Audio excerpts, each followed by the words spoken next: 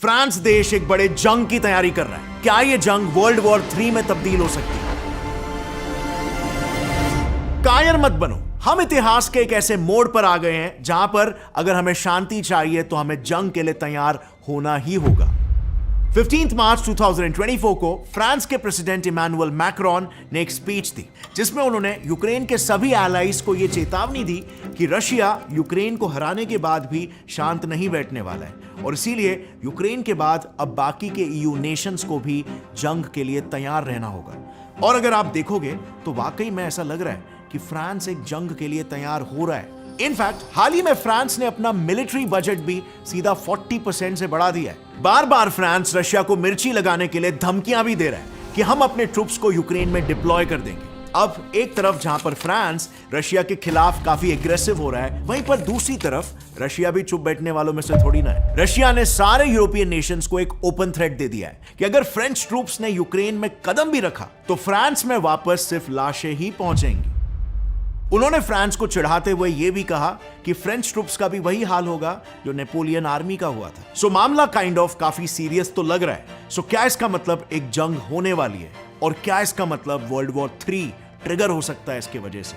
क्योंकि अगर फ्रांस जंग में कूदा तो नेटो मेंबर होने के नाते 30 और देश इस वॉर में कूद पड़ेंगे और ऐसा होते ही वर्ल्ड वॉर 3 स्टार्ट हो जाएगा। एक बड़े कंट्री का ऑलरेडी एग्जिस्टिंग वॉर में कूदना अक्सर एक बड़ा वॉर ट्रिगर करता है। और अगर इंडिया के पर्सपेक्टिव से हम इस सिचुएशन को देखें तो इंडिया के लिए ये एक बहुत ही दुविधा वाली बात हो जाएगी बिकॉज दोनों भी कंट्रीज इंडिया के स्ट्रॉन्ग एलाइज हैं। ऑल्सो जरा वेट, ये रशिया यूक्रेन वॉर तो कई सालों से चलते आ रहा है ना, तो अब जाके फ्रांस क्यों रशिया को टारगेट कर रहा है? जबकि फ्रांस और रशिया तो अब तक एक दूसरे के एलाइज यानी कि अच्छे खासे दोस्त थे। मतलब कैन यू बिलीव दिस कि रशिया यूक्रेन वॉर जब पीक पर था तब मैक्रोन ने यह स्टेटमेंट पास किया था कि अगर रशिया यूक्रेन पर न्यूक्लियर बॉम्ब भी गिरा दे तब भी फ्रांस रशिया पर हमला नहीं करेगा। French President Emmanuel Macron has just said that his country will not strike Russia even if Moscow uses tactical nuclear weapons against Ukraine. In fact Macron ने खुद रशिया जाकर पुतिन से बात करके जंग तक रोकने की कोशिश की थी एंड ओवरऑल भी इन दोनों देश के रिश्ते काफी अच्छे ही हैं। So my question obviously is, अचानक से ऐसा क्या हुआ कि फ्रांस एकदम से रशिया के साथ एक जंग छेड़ना चाहता है? कैसे इन दोनों ही देशों के रिश्तों में ये खटास आ पड़ी?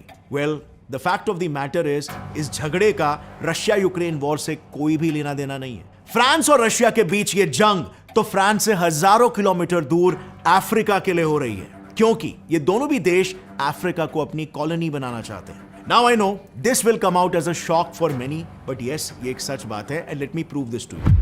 सो आज 2024 में हम सब ने यही सीखा है कि कोई भी देश किसी दूसरी देश की गुलामी नहीं कर रहा है। जैसे इंडिया 1947 में आजाद हुआ था, वैसे ही आज लगभग हर कोई देश आजाद है। लेकिन what if I tell you, ये सिर्फ आधी ही सच्चाई है। ये पूरा अफ्रीकन कॉन्टिनेंट देख रहे हो, इनमें से ये सारे 14 देश आज भी एक दूसरे देश फ्रांस के कॉलोनीज है।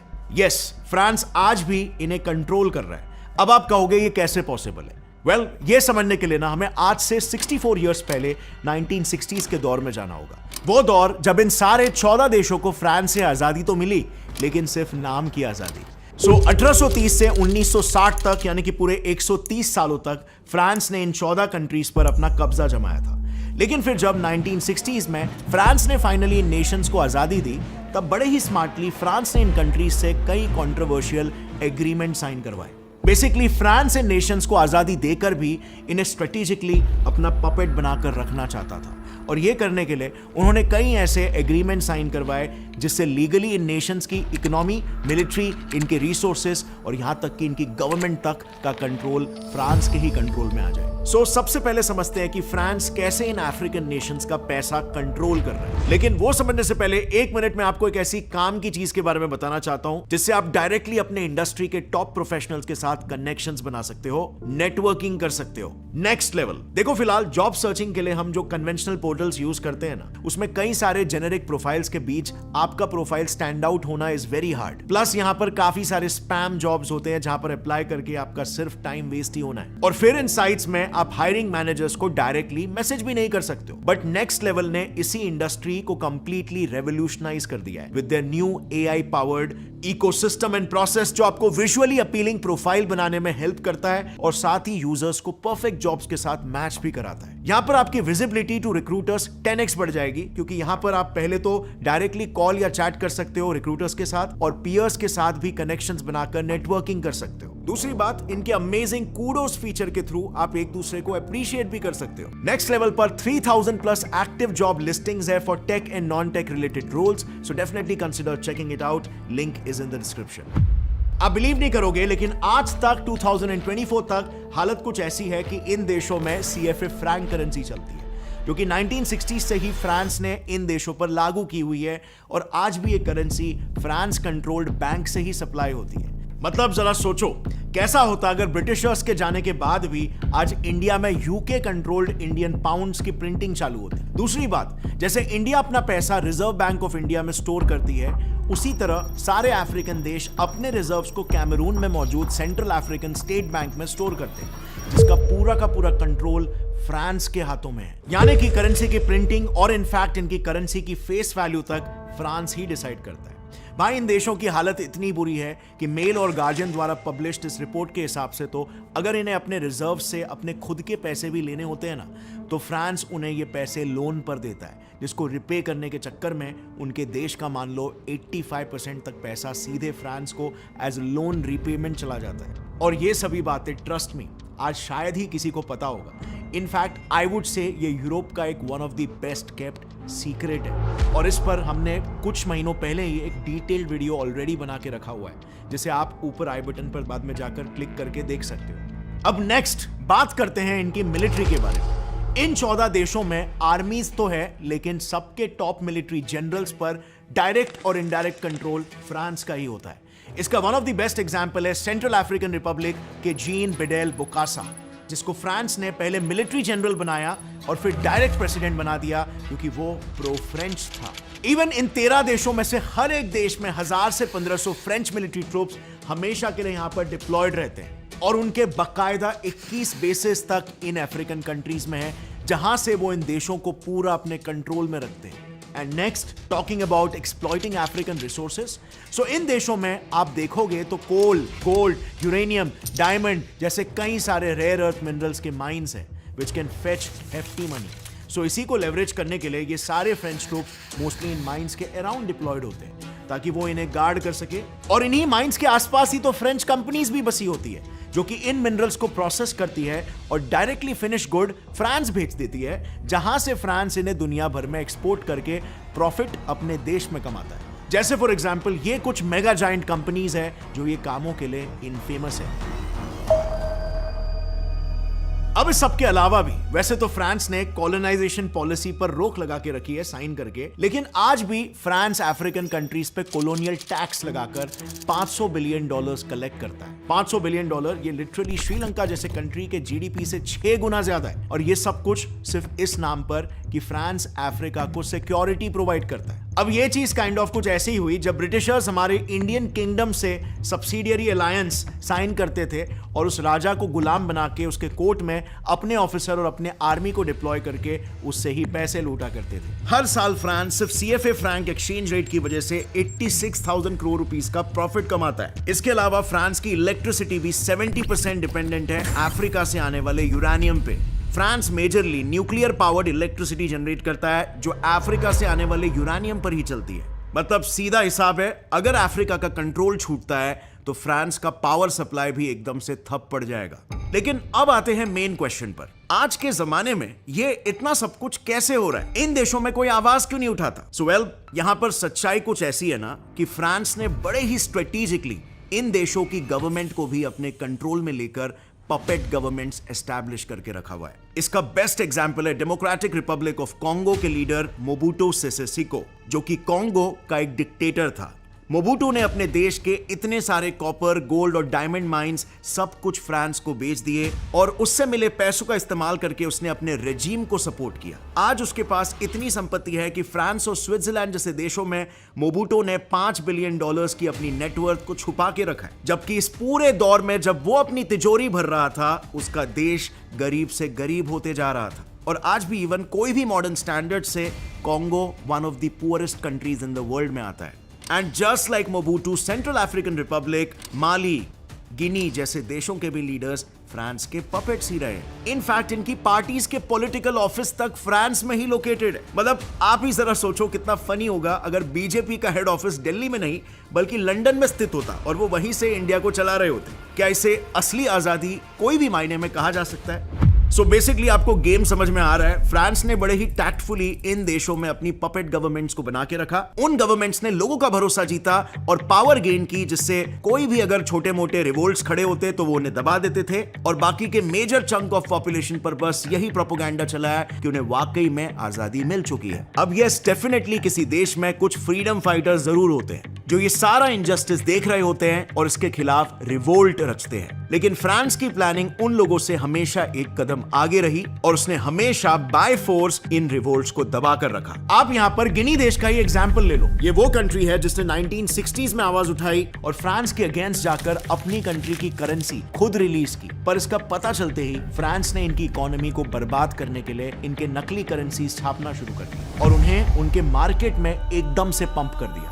इससे ऑफ कोर्स एक झटके में इनकी इकोनॉमी बुरी तरीके से डिस्टेबलाइज हो गई और इन्फ्लेशन एकदम से शूट कर गया। यही नहीं, उन्होंने गिनी के तब के लीडर जिन्होंने ये पूरा एंटी फ्रेंच रेवोल्यूशन लीड किया था उनको भी मरवा दिया, ताकि बाकियों को भी सबक मिले, उन्हें एक मैसेज मिले कि दोबारा कोई भी देश फ्रांस के खिलाफ खड़े होने की हिम्मत ना करे। अब यहां पर मेरा एक सिंपल सा क्वेश्चन आप सभी से यह है कि फ्रांस तो इन देशों को पिछले 60 सालों से कंट्रोल करते आ रहा है, ये कोई आजकल की तो बात है नहीं, तो ऐसे कैसे हो रहा है कि पिछले 4 सालों से ही अचानक से इन सारे 14 देशों में एक एंटी फ्रांस वेव छुड़ चुका है?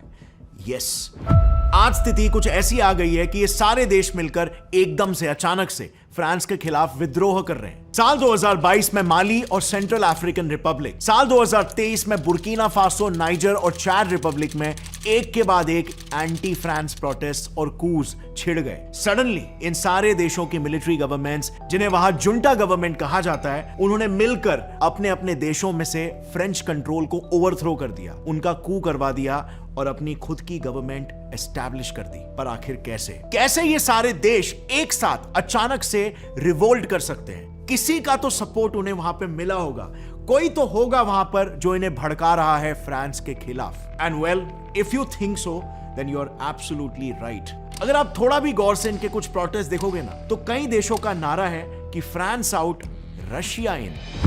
दरअसल रशिया ने जब यह देखा कि फ्रांस ने आजादी देने के बाद भी अफ्रीका को अपने ही कंट्रोल में रखा है और वहां की जनता सालों से इससे परेशान है, तो रशिया ने यहां पर इसे फ्रांस के खिलाफ एक अपॉर्चुनिटी की नजर से देखा। उन्होंने इन जैसे कई अफ्रीकन मीडिया आउटलेट्स के थ्रू अफ्रीकन लोगों में एक नैरेटिव फैलाना शुरू कर दिया। नैरेटिव कुछ ऐसा था कि अफ्रीकन्स को बताया गया कि उन्हें आजादी तो 60 साल पहले मिल चुकी है, लेकिन आज भी वो फ्रांस के ही गुलाम बनकर बैठे हैं। उन्हें तो सिर्फ नाम की आजादी मिली है, उनके रिसोर्सेस को लूट कर वहां पर फ्रांस अमीर बनते जा रहा है, लेकिन वहीं पर आज अफ्रीका और अफ्रीकन देश दुनिया के सबसे पिछड़े इलाकों में आते हैं और इसीलिए उन्हें अपनी आजादी के लिए आज के तारीख में लड़ना होगा। अब यहां पर सिर्फ नैरेटिव के जरिए ही नहीं, बल्कि रशिया ने इन सारे देशों को एक बहुत ही इंपॉर्टेंट सपोर्ट प्रोवाइड किया, मिलिट्री सपोर्ट। तो देखो, रशिया ने ना बिल्कुल स्ट्रेट फॉरवर्ड तरीकों से यहां पर मदद की। अफ्रीका में 2 टाइप की सरकार है, एक जो फ्रांस सपोर्टर है और दूसरी जिन्हें फ्रांस से अलग होना है। सो जिन देशों में सरकार फ्रांस के सपोर्ट में थी, वहां पर उन्होंने आर्म्ड रिबेल्स को या फिर उस देश की मिलिट्री को वैगनर ग्रुप की मदद दी, यानी बेसिकली मैन पावर प्रोवाइड किया। वैगनर ग्रुप बेसिकली नाम के लिए रशिया की प्राइवेट आर्मी है, बट ये लोग काम पुतिन के ऑर्डर्स पर करते हैं और इस सपोर्ट के थ्रू उन्होंने रूलिंग सरकार का तख्ता ही पलट कर दिया। जैसे नाइजर में वैगनर ग्रुप ने आर्मी को सपोर्ट किया, राइवल्स के साथ वॉर लड़ा और उनके प्रेसिडेंट को ही जेल में डाल दिया। Presidents were put under house arrest and imprisoned. For the people here have arrested me. माली में भी सेम ही हुआ, वैगनर का सपोर्ट और फ्रेंच आर्मी सीधा बाहर। और ऐसे ही करके दूसरे भी देशों में भी जिस भी देश में वहां की सरकार फ्रांस से छुटकारा पाना चाहती थी, वहां पर भी उन्होंने वैगनर ग्रुप को भेजकर उसी एंटी फ्रांस सरकार को रिबेल्स के अगेंस्ट प्रोटेक्शन दिया और आजादी दिलवाई। जैसे फॉर एग्जांपल सूडान में उन्होंने 2017 में ही ओमर अल बशीर की सरकार को प्रोटेक्शन दिया, जो कि प्रो फ्रांस रिबेल ग्रुप से लड़ रही थी। सो डेफिनेटली फ्रांस को इन अफ्रीकन नेशन से एकदम से बाहर करने में, इन देशों में अचानक से एक एंटी फ्रांस रेवोल्यूशन स्टार्ट करने में एक बहुत बड़ा हाथ रशिया का है। क्योंकि एक और काफी वियर्ड पैटर्न देखा गया कि जहां पर भी ये कूच सक्सेसफुल हो रहे थे ना, और प्रो फ्रांस गवर्नमेंट हटाकर प्रो रशियन गवर्नमेंट एस्टैब्लिश हो रही थी, तो उसके बाद वहां के मिलिट्री रूलर्स या प्रेसिडेंट्स पावर में आते ही सबसे पहले पुतिन के पास जाकर अपना अटेंडेंस लगवा रहे थे। लेकिन एक इंटरेस्टिंग बात यहां पर क्या है पता है? रशिया का यह नैरेटिव काम आया। खुद अफ्रीकन सिटीजन्स फ्रांस को अपने देश से भगाना चाहते हैं। इनफैक्ट उन्होंने तो रशिया को भी काफी ज्यादा प्रेज किया। वहां की जनता पुतिन से काफी ज्यादा खुश है। अफ्रीका में तो लोग पुतिन की फोटोज और रशियन झंडे लहरा रहे हैं। बेसिकली रशिया की मदद को देखकर अफ्रीकन्स रशिया को भगवान मानने लगे। वहां की जनता में इन जनरल एक काफी प्रो रशिया सेंटिमेंट डेवलप हो चुका है। अब ये सब देखकर मे भी आपके दिमाग में ये सवाल है कि रशिया आखिर अफ्रीका की मदद क्यों करेगा? And as you all know, geopolitics की लैंग्वेज में nothing is permanent, no permanent friends, no permanent enemies, only one thing is permanent, permanent interests. So इस मदद के पीछे आखिर रशिया का खुद का क्या फायदा है? सो अब तक न्यूज मीडिया में बस यही नैरेटिव फैलाया गया कि रशिया यूक्रेन से इतनी लंबी वॉर इसीलिए लड़ पा रहा है क्योंकि उसे अपने ऑयल रिजर्व्स को बेचकर फंडिंग मिल रही है। After all Russia is one of the biggest suppliers of oil and natural gas world wide, right? लेकिन अगेन ये सिर्फ और सिर्फ आधी ही सच्चाई है। एक्चुअली में इन द मीनवाइल रशिया का एक और एक काफी तगड़ा फंडिंग सोर्स खड़ा हो चुका है, जो है अफ्रीका। यहां पर हो ये रहा है कि अफ्रीका फ्रांस की गुलामी से निकलकर रशिया की गुलामी में फंस रहा है। देखो सच्चाई कुछ ऐसी है ना, रशिया को भी बिल्कुल वही फायदे अफ्रीका से मिल रहे हैं जो कि फ्रांस को मिल रहे थे। पहला, मिलिट्री कंट्रोल। क्योंकि वहां की सरकारों को आज रशिया ने इंस्टॉल किया, तो अब वो सब रशिया पर डिपेंडेंट होते चले जा रहे हैं, यानी कि उसके पपेट बनते जा रहे हैं। अब तक इन 14 देशों में से इन 7 देशों में तो already pro Russian government establish भी हो चुकी है, और बाकी के 7 देशों में भी ऑफ कोर्स इन प्रोसेस है। एंड यू नो व्हाट, सबसे बड़ी आयरनी ये है कि इस मिलिट्री प्रोटेक्शन के लिए उन गरीब अफ्रीकन देशों को हर महीने 6 बिलियन CFA फ्रैंक्स रशिया को पे करने पड़ते हैं, जो कि वो पहले फ्रांस को पे कर रहे थे। दूसरा फायदा, इकोनॉमिक कंट्रोल। सो रशिया यहां पर कुछ ऐसी फितरत दिखा रहा है कि एक बार उन अफ्रीकन देशों में तख्ता पलट हो जाए तो वैगनर ग्रुप उनके मिनरल रिसोर्सेज को अपने कंट्रोल में ले लेते हैं। और जैसे पहले वो मिनरल्स फ्रांस अपने देश भेजा करता था, अब वो मिनरल्स रशिया भेजा जाता है। जैसे सेंट्रल अफ्रीकन रिपब्लिक देश के ये एन असीमा गोल्ड माइन में पहले फ्रांस का कंट्रोल हुआ करता था, बट अब वैगनर ने उन्हें टेक ओवर कर लिया है, और इन माइंस का सारा सोना भी ये लोग डायरेक्टली मॉस्को एक्सपोर्ट कर रहे हैं, जिससे इन्हें सालाना सिर्फ इस एक माइन से $2.7 बिलियन का प्रॉफिट हो रहा है। जबकि यूएस इतना पावरफुल होने के बाद भी आज तक ऐसा नहीं कर पाया। इनफैक्ट इन रिसोर्सेज को एक्सप्लॉइट करने में तो रशियंस फ्रांस से भी एक कदम आगे निकल गए। वो तो अफ्रीकन कंट्रीज के टिम्बर को भी एक्सप्लॉइट कर रहे हैं। रशिया अफ्रीका के फेमस वर्जिन रेडवुड को स्मगल कर रहा है, जिसके बस 1 फीट की वैल्यू लगभग 2,20,000 रुपए है, यानी कि सोने की कीमत से भी कई गुना ज्यादा, जो अब तक फ्रांस ने भी टैप नहीं किया था।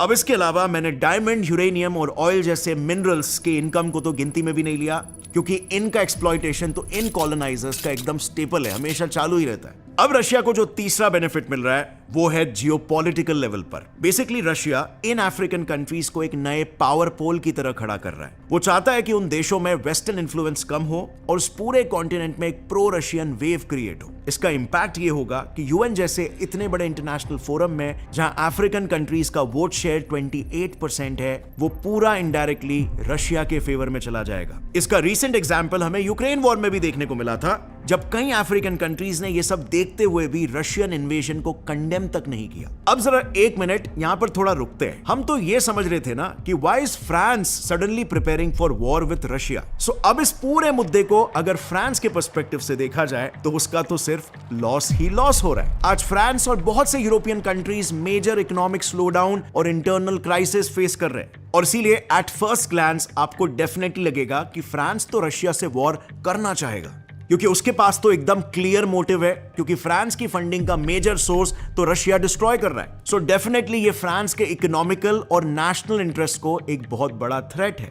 लेकिन यहां पर एक बहुत ही इंटरेस्टिंग और छुपी बात जो आज भी बहुत सारे लोगों के सामने नहीं आ पाई है, वो ये है कि नेशनल इंटरेस्ट से भी बहुत बड़ा थ्रेट आ चुका है आज मैक्रोन के पॉलिटिकल करियर पर। सो इस मैटर के पीछे एक और एक सच्चाई ये है कि मैक्रोन ने जो ये वॉर का मुद्दा उठाया है, उनके एक्शंस नेशनल इंटरेस्ट को जस्टिफाई करते हुए जरूर लग रहे हैं, लेकिन इससे भी बड़ा ड्राइविंग फोर्स यहां पर उसका अपना पर्सनल इंटरेस्ट है। मैक्रोन को ये अच्छी तरीके से मालूम है कि रशिया के साथ डायरेक्ट कॉन्फ्लिक्ट में आ जाना, रशिया को थ्रेट देना, बेसिकली एक स्ट्रॉन्ग लीडर की इमेज क्रिएट करने में उसकी पॉपुलैरिटी को बूस्ट करेगा।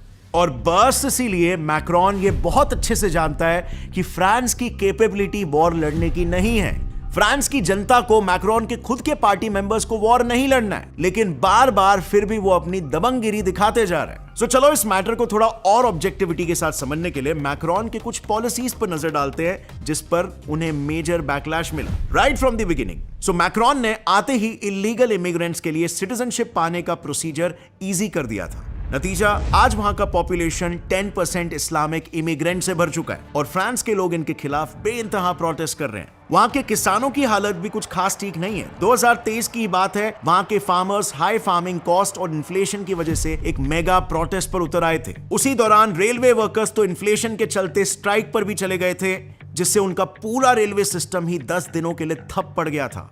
सो बेसिकली जनता फ्रांस में बढ़ रहे सीरियस इन्फ्लेशन को लेकर बहुत ही चिंतित है, जिस वजह से उनका भरोसा अपने लीडर से उतरता चला जा रहा है। एक लाइन में अगर फ्रांस की समस्या बताऊं तो जनता के मन में मैक्रोन की पॉलिसीज को लेकर एक काफी नेगेटिव सेंटिमेंट डेवलप हो चुका है। लेकिन सरकार पर बन रहे प्रेशर को डाइवर्ट करने के लिए फ्रेंच प्रेसिडेंट बार बार वॉर का मुद्दा उठा रहे हैं, जिससे वो ग्लोबली और अपनी जनता के आंखों में एक वॉर हीरो बन सके और 2 महीने बाद होने वाले इलेक्शंस को जीत सके। अब यहां पर मीडिया नैरेटिव्स को साइड में रखते हुए पर्सनली मेरे हिसाब से फ्रांस और रशिया का वॉर होने के चांसेस काफी कम है, क्योंकि अगर आप ये ग्राफ देखोगे तो फ्रांस की जनता, फिर चाहे वो मैक्रोन के पार्टी के ही मेंबर्स क्यों ना हो या फिर ऑपोजिशन पार्टी के, ऑल इन ऑल पूरी फ्रांस की जनता क्लियरली वॉर के अगेंस्ट है। वो तो सीधे सीधे ये कह रहे हैं कि इमैनुअल मैक्रोन, आप खुद ही भाई अकेले वॉर लड़ने जाओ। अब देखो, पॉलिटिक्स की दुनिया ना ऐसे ही होती है। अपने वेस्टेड इंटरेस्ट को पूरा करने के लिए पार्टीज किसी भी हद तक जा सकती है। ये पूरा का पूरा गेम रशिया के चलाए हुए नैरेटिव का ही था, जो चीज शायद आज अफ्रीकन्स को नजर नहीं आ रही है कि फ्रांस से बचने के चक्कर में वो कहीं ना कहीं रशिया के चंगुल में फंसते चले जा रहे हैं। रशिया भी उनकी मदद तब तक करेगा जब तक उसे उनकी मदद में अपना फायदा नजर आएगा। और ऐसा ही कुछ होता है रियल वर्ल्ड में, लेकिन आपके सामने हमेशा सिर्फ एक ही पर्सपेक्टिव आता है। फॉर एग्जाम्पल, आपके सामने अगर सिर्फ फ्रांस का पर्सपेक्टिव आता तो आपके हिसाब से रशिया विलन होता, और अगर आपके सामने रशिया का पर्सपेक्टिव आता तो आपके सामने फ्रांस विलन होता। और अफ्रीका के कॉन्टेक्स्ट में, खैर अफ्रीका के साथ तो गलत हो ही रहा है, लेकिन अफ्रीका भी कुछ कंट्रीज का साथ चाह रहा है, जो कंट्रीज अफ्रीका को डेवलप करने में मदद करे, और उसी साथ के लिए अफ्रीका भी उन कंट्रीज को एक्सेप्ट करने के लिए ओपन हो जाता है। सो होपफुली इस मुद्दे पे आपको एक कॉम्प्रिहेंसिव पर्सपेक्टिव मिल गया, और हमारी यही कोशिश है गौरव ठाकुर चैनल पर कि हम एक मुद्दे को जितने हो सके उतने पर्सपेक्टिव से दिखाएं, ताकि एकदम न्यूट्रल वीडियो बने और ना कि हम किसी पर्टिकुलर साइड की तरफदारी करें। बिकॉज हमारा गोल है इंफॉर्मेशन को आप तक पहुंचाना और सच्चाई की खोज करना, ना कि एक पर्टिकुलर साइड को सपोर्ट करना। सो आपके हिसाब से अब कौन सही है यहां पे और कौन गलत? अपने ओपिनियंस को नीचे कमेंट्स में लिखना। I would love to know that. अगर इस वीडियो से आपको कुछ भी नया सीखने मिला, एक लाइक जरूर ठोकना। गौरव ठाकुर चैनल को सब्सक्राइब कर लो ऐसे ही इंटरेस्टिंग वीडियोस को आगे भी देखने के लिए। और हाँ फ्रेंड्स, जाने से पहले don't forget to check out next level, sign up करो, क्योंकि यहाँ AI फीचर्स के थ्रू आपकी विजिबिलिटी टू रिक्रूटर 10x बढ़ सकती है। Link is in the description. See you next time. Jai Hind.